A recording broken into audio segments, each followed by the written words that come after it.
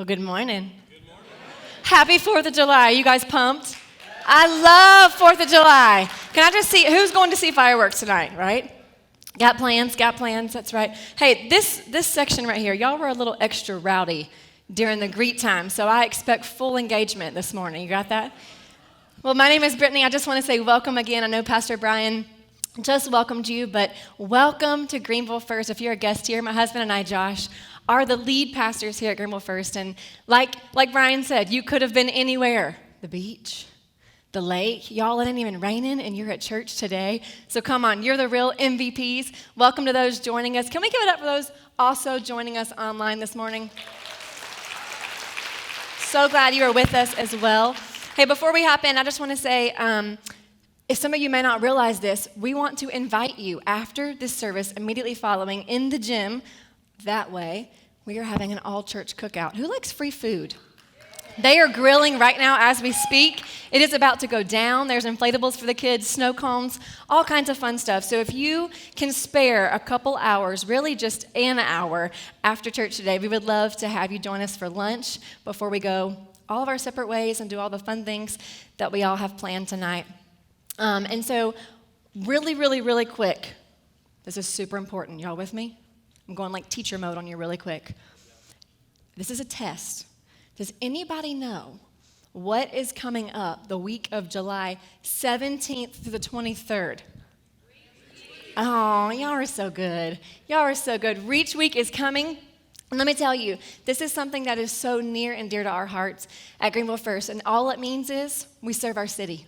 We love on our city intentionally. Yes, we're supposed to be doing that at all times, loving our neighbor, loving our city, but this is a time where we are carving out the calendar, and we are taking not just Reach Day, but we're taking a Reach Week, and we're going to go out. And so I want to encourage you, sign-ups are live right now. Don't get on your phone right now. I can see you. Okay. But wait until after the message. Hop on the app, hop on the website. When you log on to either of those things on your device, the first thing that you're going to see is Reach Week in massive letters. If you click it, you can see every project that is available. We have them all day that Saturday. It's Kickoff Saturday that we're calling it, and all throughout that week. And don't worry, some are in the morning, some are in the evening. I know I have to work too, so I promise we've tried to scatter them around so that way we can all be a part. And I want to challenge you. Can you do me a favor? Will you take the one more challenge? Yes, I made that up. Here's what it is. The one more challenge is this. You sign up for a project for Reach Week, and then you sign up for one more. I think that if we all can take a little bit of time extra, going above and beyond out of our schedule, every single one of those projects will be filled up. And if you were here back in November, we kind of kicked off this revamping of outreach a little bit, and we left the building on a Sunday morning. Anybody remember that? We left the building on a Sunday morning, the Sunday after Thanksgiving, and we literally put signs on all the doors that said, "The church has left the building." And we basically penetrated the entire neighborhood of Po Mill. And we have since, I want to tell you, we've begun to build more and more lasting relationships with the folks in that community. And I'll share this week I was in Po Mill. And I was talking to one of the pastors there just about one of the projects we're going to be doing. And he said, "Oh, man, when was that?" And I said, "Well, that was November when we started doing Reach Day. And then we came back in the spring, and now we're coming back in the summer." And he said, "Oh, so y'all are really going to keep coming back?" And I was like, "Yeah, Pastor, we are." Because we talked about back in November when we're honing in on a neighborhood, one that needs love. It needs the love of Christ. It needs the love of neighbors, just kind of basically embracing it all together. But we talked about in November playing the long game. And can I tell you, trust is beginning to be built because time is key. And people go in and out. We can do all the outreach and one-on-one here and there. You show up for the ice cream, you make all the kids feel happy, and you never go back there again. But he looked at me and he said, "So y'all are really going to keep coming?" And I said, "Bro, I told you that last November. Like, hello, here we are, all the blue shirts, they're about to come back." And so we do have a lot of projects in Po Mill, I will tell you that. But there are, since we have a week this time, there are some on there that are projects that need to be filled that we are partnering with other community organizations. So I want to encourage you. We've committed to those projects. So don't leave your girl hanging, okay? I ain't trying to do all these projects by myself. Y'all with me? Amen. All right, let's hop in. So all summer long, we have been diving through the book of 1 Peter. Next week, we're going to wrap 1 Peter up, and we're going to go right into 2 Peter for our summer series. And I love this because Peter is writing these letters. He's writing them to Christians, okay? And we're going to talk about the context of that in just a second. But he's writing them to Christians, and it's so practical that it relates to our life in 2021. And here's what it is. It's here's how you live a life for Jesus. And I don't know about you, but I've been challenged in week 1 or 2. I can't remember which one. I should know that since my husband preached it. Don't tell him. In one of the weeks, what stuck with me the most is that he said, our life is an advertisement. Our life is an advertisement. Everything that we do, everything that we say, the conduct that we live in, the way that we carry ourselves, it's on display for others. And you guys, our purpose here on earth, it far surpasses. It's far greater than what we want for ourselves, our selfish desires, and things that we want. And so we've just been challenged all summer long. So if you're taking notes this morning, we're going to go ahead and dive in. The title of today's message is called Be Free. Be free. And I felt that so fitting on this holiday because, yes, we're celebrating the freedom in our nation, but we're going to learn in just a minute the freedom that Peter talks about, that we also have as Christians, that the people that he's writing to, you guys, they didn't share the same freedom that we have now. And so we're going to break this chapter down. We're going to be in chapter 4 today. We're going to break it down into 3 sections, and the 3 sections are this: the mission, the sacrifice, and the reward. Let's pray together before we hop into chapter 4. Jesus, I just thank you so much for your word. I pray, Jesus, that Brittany will leave the stage. God, that you would just speak, Lord. I am just the vessel, God. I pray that you would just challenge our hearts today, that we would leave changed. And God, that we would be challenged, Father, on things that we may not have realized in this chapter.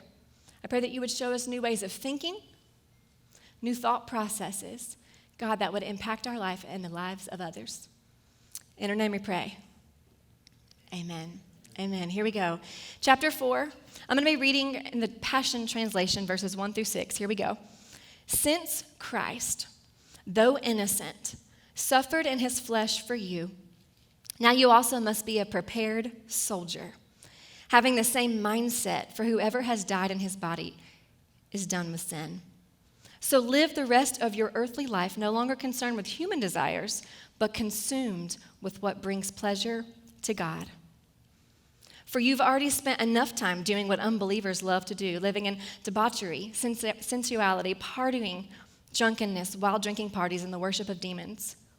They marvel that you no longer rush to join them in the excesses of their corrupt lifestyles, and so they vilify you.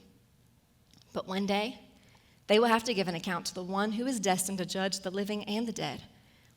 For this is the reason the gospel was preached to the martyrs before they gave their lives. Even though they were judged by human standards, now they live in spirit by God's standards. And that last line right there will take us to our first point this morning. The mission. The mission is to live God's way. Is to live God's way. You guys, Peter is telling the Christians in this letter, as he opens up chapter 4, and he's trying to explain to them, hey, we have an obligation. We are now on mission to live God's way. Not by human standards, not by culture, not by what the world defines as what we should be doing, but God's standards. I like to look at it as it's like a way of thinking of short-term and long-term. I'm no longer thinking of Brittany when I make decisions. I'm no longer worried about what brings me pleasure in the here and now, the instant gratification of my selfish desires, but I have to think eternally. We talked about it last week, even in chapter 3 a little bit, being like-minded to Christ, thinking eternally. And so we have this obligation, Peter is telling them, to live God's way. We're not here for all of that. And I love that he said in verse 3, you had your time to live as they lived. You had your time. And I want to encourage you this morning, when he's talking about that, when he's saying that, when I was studying, I kept thinking, have you ever had anybody say, like, they don't know what they don't know? You ever heard that before? Like, they don't know. But here's the thing. Peter is saying, hey, guess what? Now you know. Now you know. What you used to do, that was BC. That was before Christ. But now you know, so guess what?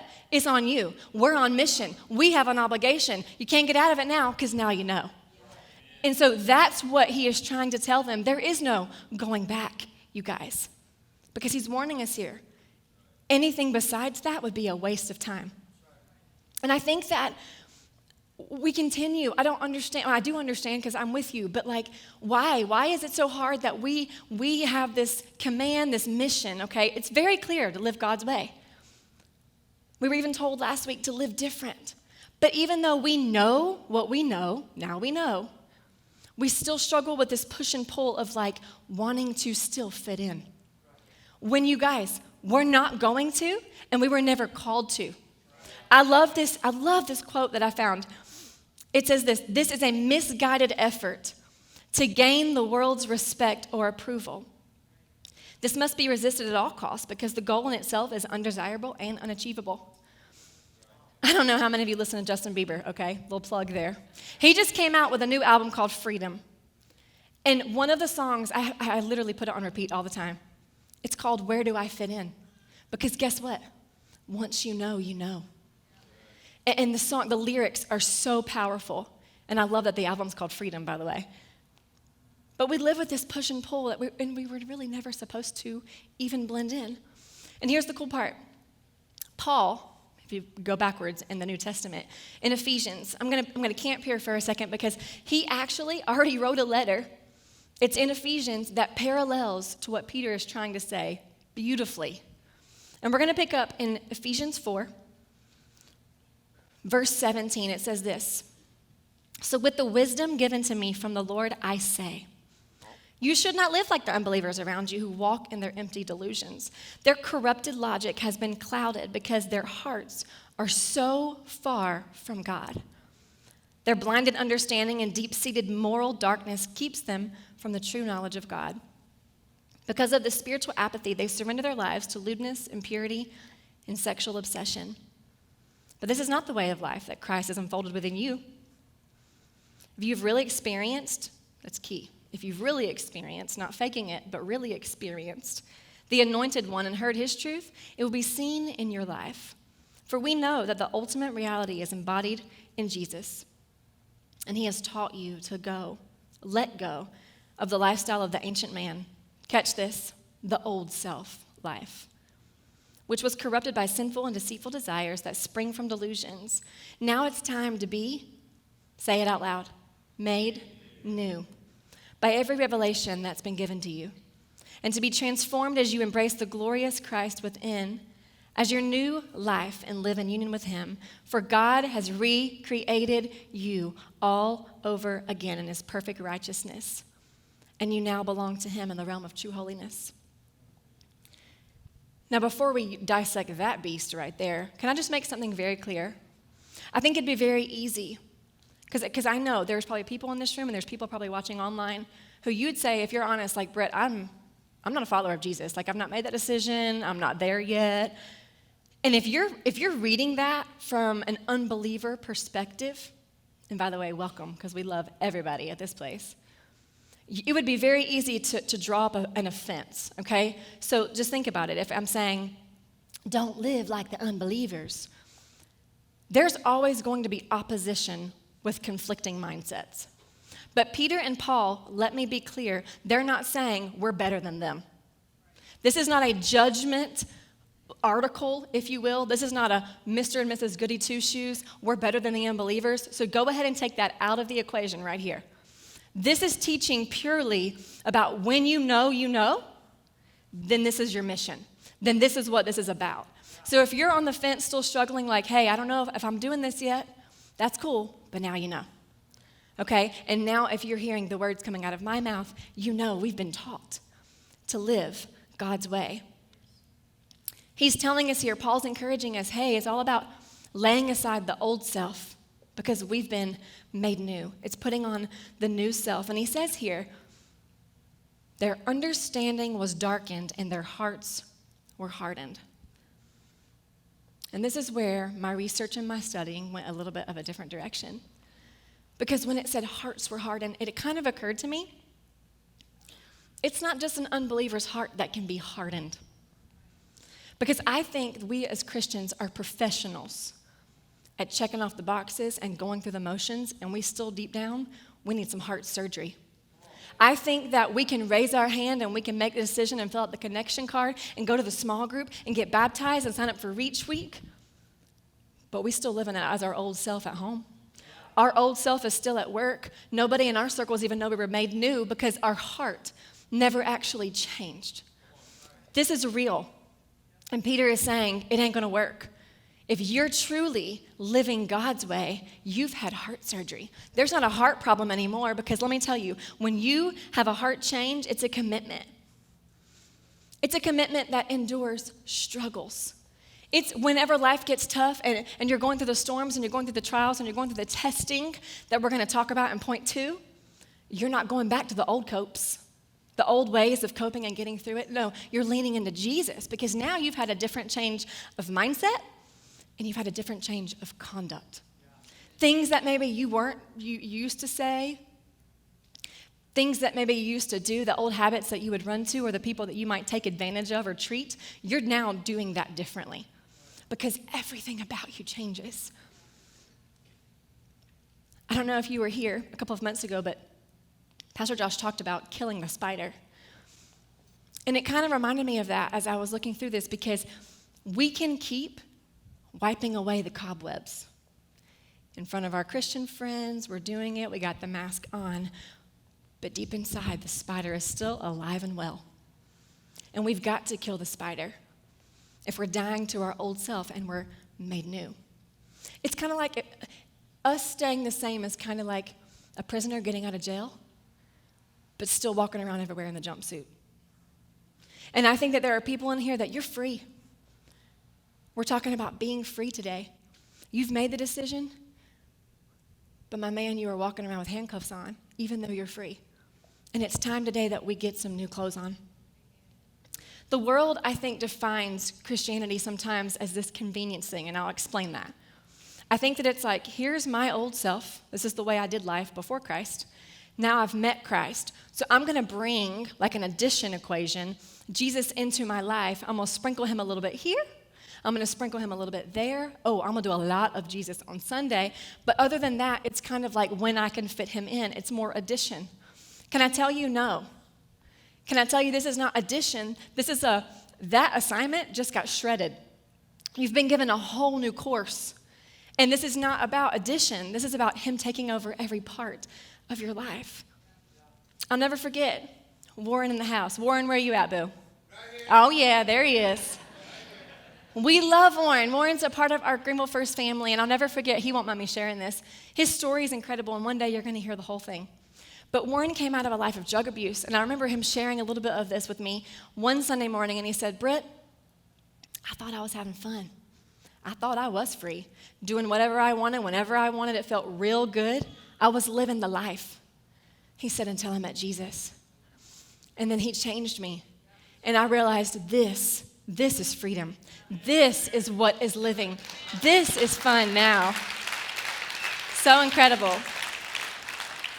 See, I think we make the mistake of thinking that we're free because we get to have all the freedom. There's no rules. There's no boundaries. I don't want to live with that checklist.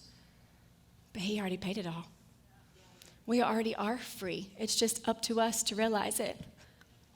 My question here for you today is this. Do you struggle?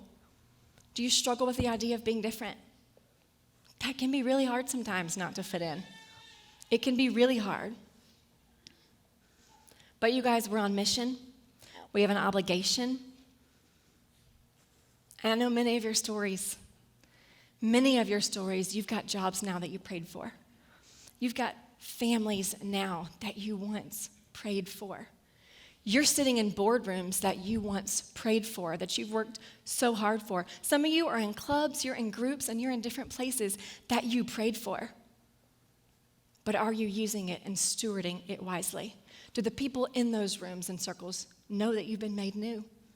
Because if they don't, how else are their eyes going to be open? How else are their hearts going to be softened? We all have an obligation. It's a responsibility. And I don't know if you were here in February. I keep going back. We've got a lot of good memories here, guys. Just saying. But Vision Sunday in February, we plastered massive vinyls on these walls. What do they say? For the one. And our vision this year has been focused on the one, and just a little insider information. That's never going away. That's always going to be our vision. For the one never, ever, ever will go away because we have an obligation. But back in February, you were encouraged and you were challenged to write a name on that wall of a family member or a friend or someone that you knew that didn't know Jesus. And you were encouraged and challenged to pursue them and pray for them and invite them. And my question today is, A, did you write a name?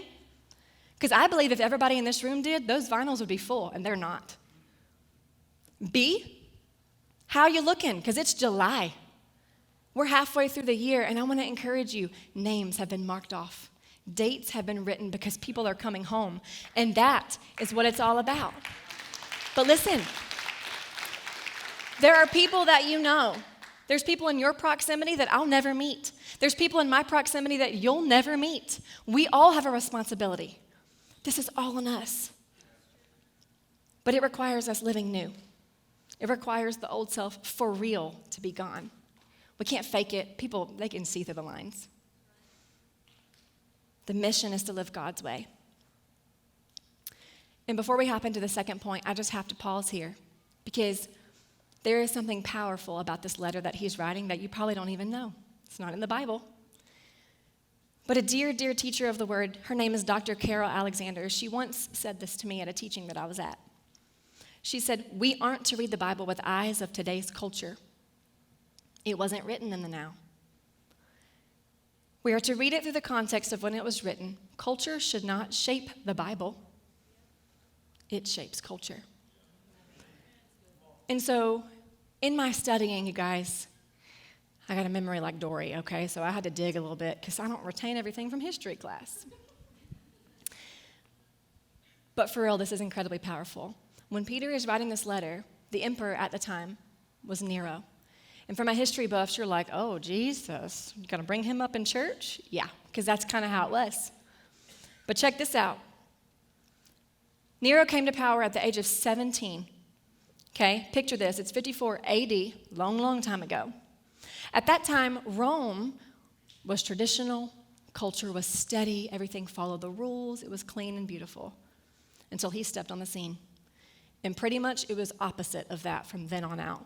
Nero was known as the politic of immorality. So when Peter is talking in this verse, and he is literally listing, if you go to the NIV version, it's a little more explicit, but the Passion Translation version is talking about debauchery and sensuality and wild parties. Nero was the leader of them all. Okay? So just imagine anything disgusting that you could think of that was happening. And Peter was writing this letter because when he is saying, stay strong, live God's way, don't fall into human standards, you guys got to imagine that's all they saw was disgusting perversion. And he's saying, don't do it. Don't do it. I know culture is surrounding us right now. Emperor, my man, he's lost his mind. We don't know who he is and what he's doing, but he's crazy. Don't fall into it. But even worse than that, it wasn't just perversion, you guys. He murdered his own mom. Somebody crossed him, threatened him, disagreed with him, they're out. And here's what he did. He became the first emperor to persecute Christians actively. And because of Nero, for 3 centuries, emperors followed his pattern. So let me tell you this. We got it easy. You're all worried about forgetting your old self in 2021? Are you kidding me? These people are getting killed for living God's way. What in the world? It's a change of perspective when you know what's really happening when the letter's being written. In 69 AD, a great fire swept through Rome. Nero said the Christians did it because they were blaming him and he wanted the blame off of him. He declared Christians public enemies, and one historian said he inflicted the most exquisite tortures on a class hated for their abominations, those they called the Christians. So now let's put verse 6 back on the screen. Knowing what you know, now you know. It wasn't just smiles and rainbows on Haywood Road. Peter said, this is the reason the gospel was preached to the martyrs before they gave their lives. Because these people got killed. They knew, they followed the mission, and they stayed the path, knowing it would cost them everything. See, at a time when they were serving God for their literal lives, Peter urges, he begs, and he warns them to continue to stay strong and live differently, despite it all. He pushes them to live God's way while giving credit to the martyrs who had already gone. So as we battle with the struggle of dying to our old self, our own desires, and living free, a new creation in Jesus, let's remember, you guys, we got it easy. We have freedom. God is so faithful. Here's the encouraging part. I know that was heavy. You're like, dang. This is awesome right here. Nero and later persecutions were to shape Christianity's nature, but it didn't stop the spread. The many martyrs created by the persecutions only strengthened the faith, and it eventually became, wait for it, the state religion of the empire in the later 4th century AD. What if those Christians had left their jumpsuits on? What if they didn't want to be the new? What if they saw Jesus and they knew what they knew, but they said, nah, that's too hard. We're going to go with the culture. We don't want to get killed. See, when we make this commitment to Jesus and we say yes, for real, we're not just saying yes for our lives, for our families, for our legacy. You guys, we're saying yes to the sacrifice that countless Christians have gone before us and paved the way so that we can be free, so that we can do it. We're saying yes to them. And the mission is to live God's way. But it takes sacrifice. And that's point 2. Sacrifice. They sacrificed, but it also takes sacrifice on our part. And here's the thing. Not to be discouraging, but suffering is inevitable. Suffering is inevitable. And we're going to skip down to verses 12, and my OCD friends in the house, I'm going to go ahead and clarify. I know we just skipped 7 through 11, okay? I know. 7 through 11, it talks more about living differently and living God's way, and a lot of the standards that Peter talks about echoes from chapter 3 from last week, so I skipped it. Don't kill me. But we're going to skip to verse 12 right now, and Peter's going to talk about this topic of suffering because it's inevitable. And here's the thing. Here's what I've learned with Jesus. Life is not going to be all smiles and rainbows, whether you follow Jesus or not. So I would kind of rather do it with Jesus than figure all that stuff out by myself. But Peter is not talking about daily suffering and all that kind of stuff when it comes to like storms and trials. Kind of he is, but really here, he's honing in on when you suffer for the sake of Christ. And so we're going to hop into verse 12. It says this, beloved friends, if life gets extremely difficult with many tests, don't be bewildered. The NIV says, don't be surprised. He's like, bro, it's coming, don't worry. As though something strange were overwhelming you. Instead, continue to rejoice, for you, in a measure, have shared in the sufferings of the Anointed One, so that you can share in the revelation of his glory and celebrate with even greater gladness. And you guys, I was almost in tears in that third song, because I didn't tell Michael and the team my second point today. But whenever he was talking about be magnified, right? Christ be magnified in our life, that bridge, I wrote it down. It said, I'll stand with you in the suffering, and I'll stand with you when you rise. Because there's part of this life of Jesus, this sacrifice that we make. We're going to go through the suffering, but a reward is to follow. But you got to be there for the suffering. You can't just have the one and not the other. See, our tendency in that scripture, we want to grab the glory, we want to grab the joy. And then when it goes to the suffering part, we're like, oh, is he talking to us? I don't know, is he? You got to have some skin in the game. You got to have some grit in the game. Hey, I thought about this when I was studying. Have you ever, thought about how you treat your parents' house, and then you get your own house, and you realize, y'all ain't acting like that in my house. It changes when you got some grit in the game, right? It changes when it's your money. I tell my boys, I'm like, you can act like that at Grammy's house, but don't be doing that at my house. Are you crazy? You're going to scratch the walls. New paint, bro. You got to have some grit in the game.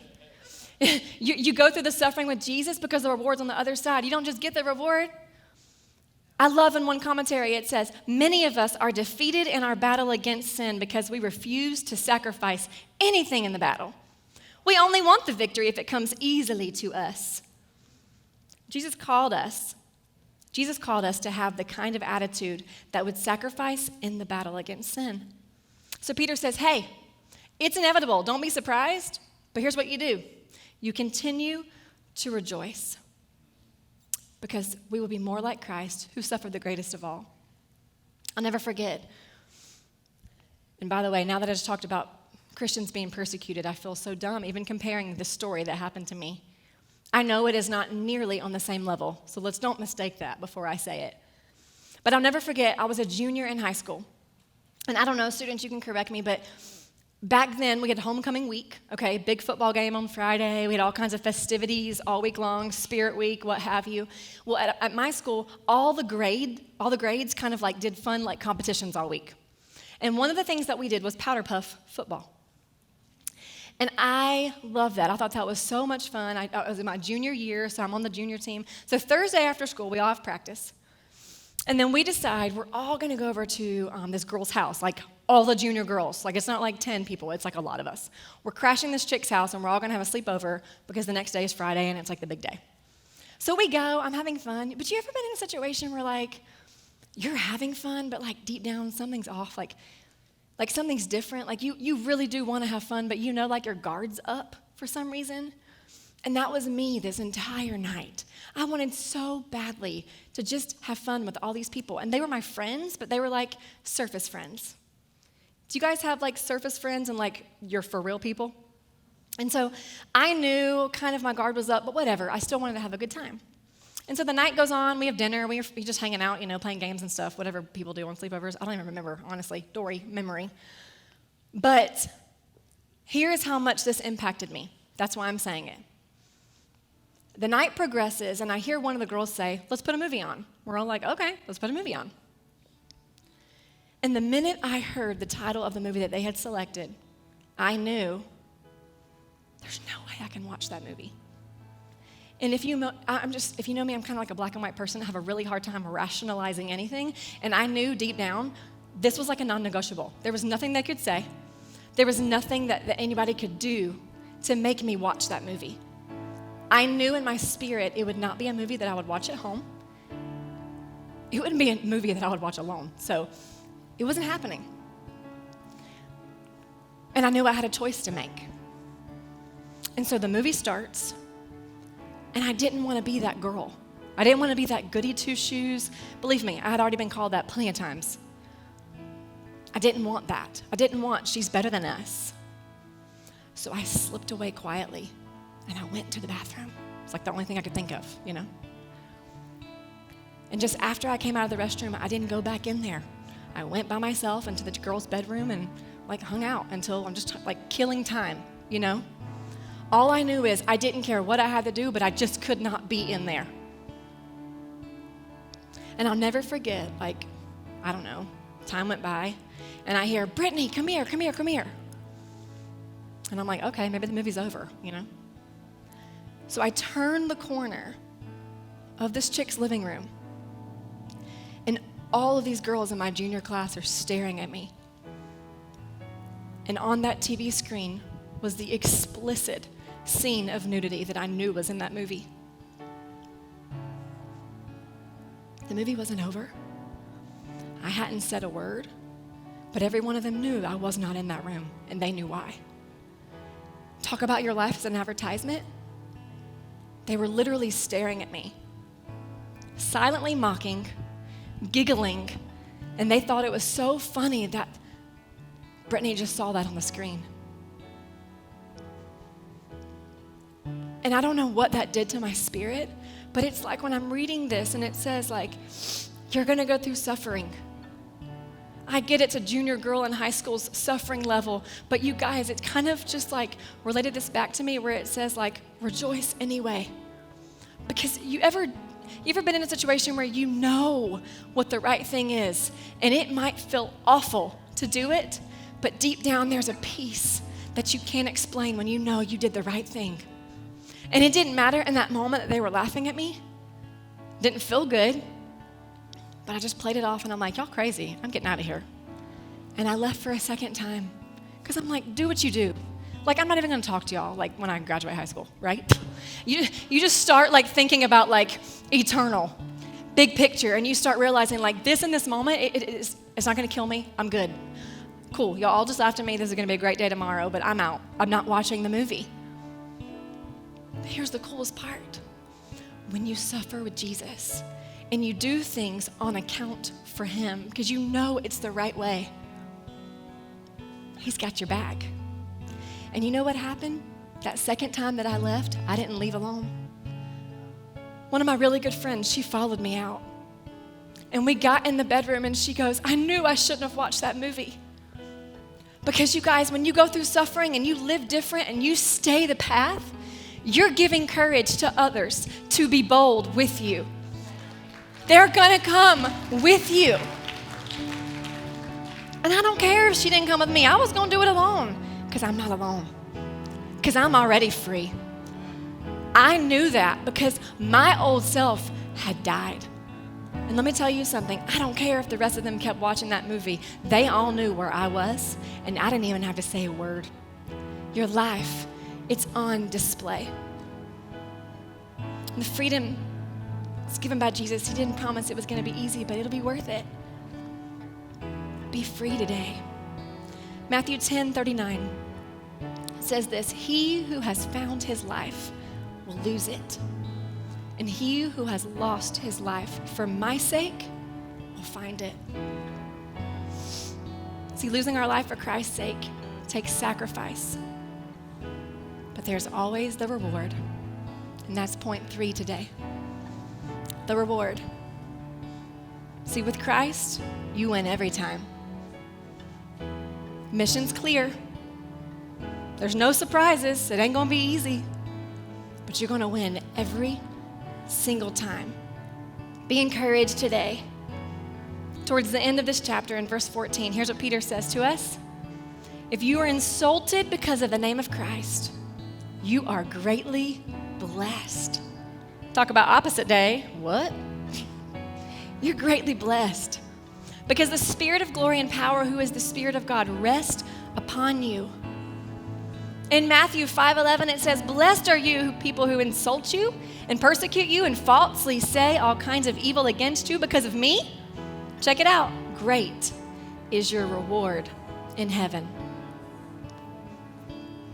And as hard as it was, feeling so awkward with all of them staring at me that night, oh my goodness, you guys, my spirit was smiling because I knew my reward ain't here. It's just that simple. We have a great reward in Jesus. Can I tell you about this guy named Jesus and all that he's done for me? You guys, he's my comforter. He's my listener. He's a friend that sticks closer than a brother. He's a healer. He's my deliverer. He's an advocate when I feel like everybody's against me. He's my help in times of trouble. He's my defender. He's my source of strength. He's a giver of peace. In him, we have eternal life. See, in Jesus, we have a new hope. We find our purpose. In him, we are free. We are free. The Bible tells us it is for freedom that Christ has set you free. Be free today. This is our reward. The mission is clear. The sacrifice, it's inevitable. But the reward with Jesus, it's worth it. We're all called to fight the good fight and be faithful as he's been to us. And I know we got a cookout coming, and we're about to celebrate even more together. But all over this place, can we take a second just to bow our heads, examine our hearts? I believe if you're honest with yourself, those in the room and watching online, there's some folks in here who you've been challenged. When I talk about dying the old self, maybe you've been a believer for a long time and you've gotten off track. Maybe that old self has crept back in. Maybe you're a new believer, and that's been the hard part for you. And if the people around you were asked, they wouldn't even know that you've been made new because you don't live free. There may also be others in here who are saying, I've never made a decision to follow Jesus, but today is my day. I don't want to live alone anymore. I want to follow him. And if that's you today, either you need a reset to make that distinct change in your life, or you want to follow him for the first time. Can you just lift your hand? It's only me looking. I honestly just want to pray for you today. I want to be free. I want to be free. And if that's you online, will you just put it in the chat so we can connect with you? I want to be free. Amen. All over this place, will you just repeat after me? Jesus, I need you. Come into my life today. God, I want to be free. I'm letting go of the old me, and I'm receiving the new. Be my Savior. Be my Lord. Thank you, Jesus. Amen. Amen. Come on, can we celebrate?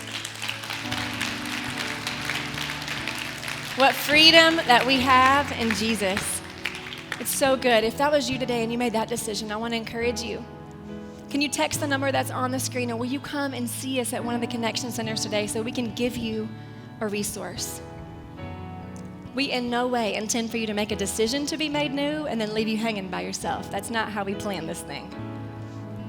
I just want to say thank you, thank you, thank you again for making that decision and for being here today. Because our mission at Greenville First is to journey where you are to where Jesus wants you to be. Love you, everybody.